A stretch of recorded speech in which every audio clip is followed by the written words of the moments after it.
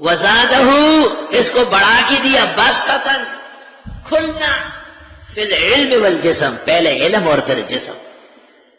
آج کل وہ ہندوستان سے مولانا کے خلاف باتیں ہو رہی ہیں، یہ اچھا عالم نہیں ہے اور یہ ایسا ایسا درس تفسیر ہے اور دیوبند کے مقام کو سلام ہے.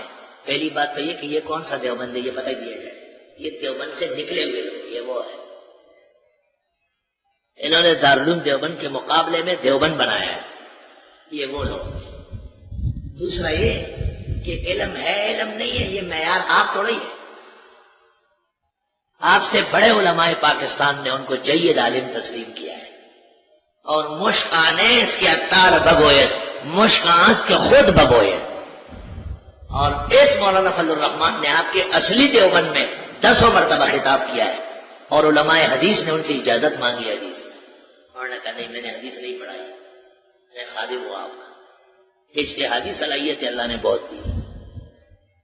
میں ان کا کوئی سیاسی حلیف یا حریف نہیں ہوں، صرف آپ کو علمی بات بتاتا ہوں کہ یہ جس دیوبند کا فتویٰ ہے وہ دیوبند اور ہے اور طور سینا اور ہے.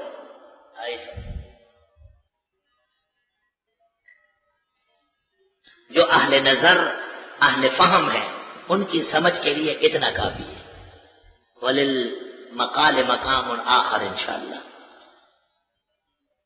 پاکستان میں اہل حق کی حمایت کے لیے اور مدارس مساجد علماء و طلباء کی عزت کے تحفظ کے لیے جتنی صلاحیت ہے اس شخص کو خدا نے دی اس کی مثال نہیں ہے.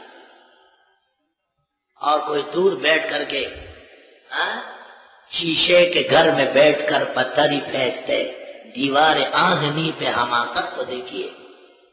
یہ تو وہ لوگ جو دین کے اور علماء حق کے دشمن ہیں، وہ اس کو اچالتے رہتے. فتویٰ ہے یہ اس دیوبند کا فتویٰ نہیں ہے جس کو صبح و شام ہم ذکر اس کے مقابلے میں بنا ہے، یہ اس کا فتویٰ ہے.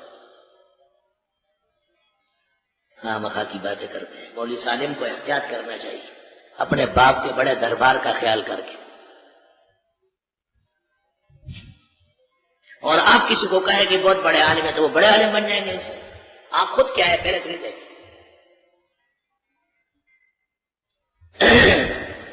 سب علماء اور خاص کر سیاسی زعماء زیادہ ابتلاء اور مشقت کے مقام پر ہیں. ان کے لیے دعائے عافیت اور فتحیابی کی جائے.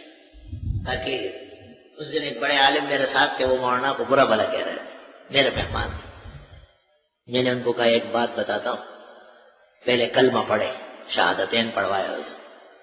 میں نے کہا اس وقت اگر اطلاع آ گئی خدا نخواستہ کہ مولانا شہید کر دیے گئے تو مجھ سے پہلے کہا اللہ نہ کرے. کیوں ہے تو ہمارے. میں نے کہا تیرے دل میں محبت ہے تیری زبان چلا رہا تھا. فرمایا کہ اس طالوت کو اللہ نے برکت دی ہے علم کی اور صحت کی.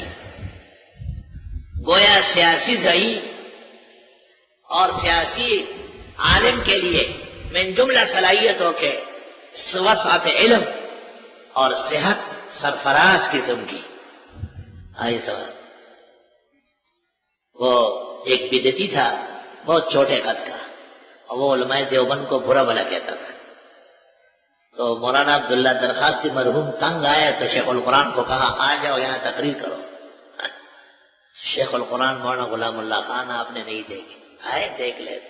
لمبا قد، خوبصورت، ایک تاجدار قسم کا آدمی، اور جب بیان فرماتے تھے جیسے قرآن نازل ہو رہا. تو جب حضرت شیخ القرآن تقریر کر کے جانے لگے تو اس گلی میں 2 بچے ایک دوسرے کو کہہ رہے وہ تمہارا مولوی تھا. انہوں نے کہا کہیں یہ مینڈکوں میں پیدا ہوا ہے؟ ہمارا شیخ القرآن دیکھو بڑے خدا کی بڑائی بیان کرتے کتنا لمبا چوڑا ہے الحمدللہ. وہ تمہارا والا تو لگتا ہے کہ یہ مینڈکوں سے نکلا ہوا ہے. وہ اتنا چھوٹا سا 10 مناظر بریلی کو میں خوب جانتا ہوں. لا الہ الا اللہ. واللہ یؤتی ملکہ من یشاء. اللہ دیتا ہے سیاسی بصیرت، اقتدار حکومت، سپاسالاری جس کو چاہے. لفظ ملک میں نے توسع کیا. سب الفاظ یہاں اور اہل حق زعماء پر منطبق ہے. واللہ واسع علیم.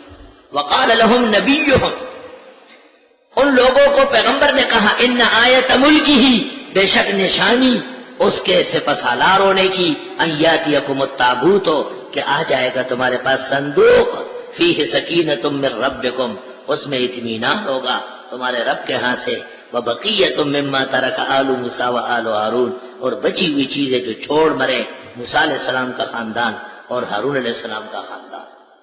یہ ایک صندوق تھا اسرائیلیوں کے پاس، اس میں موسیٰ علیہ السلام کی لاٹھی، ہارون علیہ السلام کی پگڑی، کچھ اور پیغمبروں کی نشانیاں تھیں۔ تبرکات بزرگان دین کے ادب و احترام کی حد تک درست اور صحیح ہے، شرک اور بدعت ہونے لگے تو ضرورت نہیں ہے۔ یہ صندوق اسرائیلیوں نے ایک موقع پر نکالا اور کہا کہ یہ استغفر اللہ منحوس ہے، تو ان پر بخت نصر مسلط ہوا اور وہ پٹائی لگائی، اور بیت المقدس کے بیچ میں اس نے خنازیر ذبح کیے۔ جب لوگ بدعمل ہوں گے تو ان کی وجہ سے اداروں کی توہین ہوگی، یہ قاعدہ ثابت ہوا۔ اب کہ ان لوگوں جنہوں نے صندوق قبضہ کیا تھا ان پر وبال بیماری آئی، تو لوگوں نے ان کو کہا یہ پاک پیغمبروں کی چیزیں ہیں، ہم ناکارہ لوگ ہیں، واپس کرو۔ بیل گاڑی میں رکھ کے ہنکا دیا، آگے ملائک طالوت کی طرف لے آئے، انہوں نے صندوق اتار کر ان میں سے تبرکات اٹھائے، اور پھر غزہ کے اندر کہتے ہیں اس کو آگے رکھتے تھے، اللہ اس کی عزت کرتا تھا، فتح ہو جاتی تھی۔ ان فی ذالک، بے شک اس میں، لآیۃ لکم، نشانی ہے تمہارے لیے، ان کنتم مومنین، اگر تم واقعی ایمان والے ہو۔ بس فیصلہ ہو گیا، نشانی بھی آنے لگی، اور حضرت طالوت جو تھے وہ لشکر لے کر کے جالوت کافر کے مقابلے میں نکلے۔